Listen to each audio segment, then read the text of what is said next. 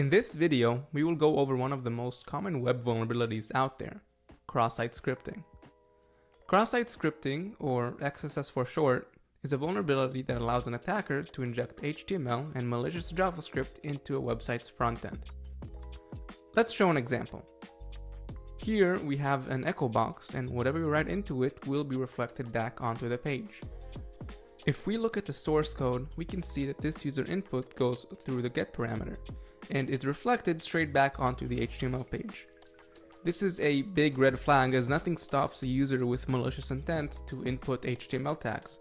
For example, if I input hello inside of h1 tags, we're going to get a very big hello inside of an h1 HTML tag.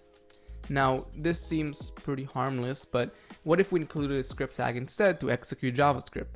For example, if we use alert document.domain, we will get an alert from the site's domain. If an attacker has the ability to make their victim's browser execute malicious JavaScript in the context of our site, then the attacker can now read sensitive data from our site and force the user to make unwanted action. Here's an example exploit.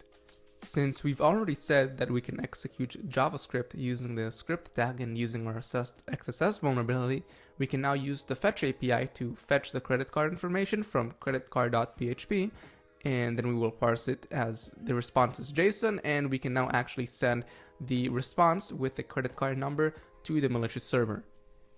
We're going to include the credit card number inside of the request that we're making. So now I'm going to close the script tag and click echo.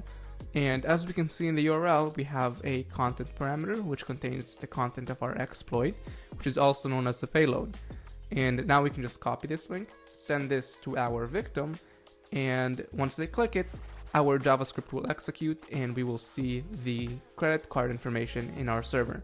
So this is the important part. I will paste it here just to show you. And we can also go here to the network tab, and we can see that we did indeed make the request.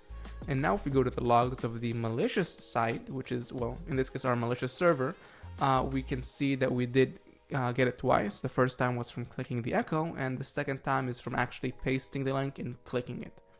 So we can do this a few more times just to show you. And yeah, we've successfully exfiltrated the credit card information from the vulnerable site and sent it to our malicious server where we collect credit cards. Obviously, as we can see, an XSS vulnerability is a pretty big deal, and we should take it very seriously.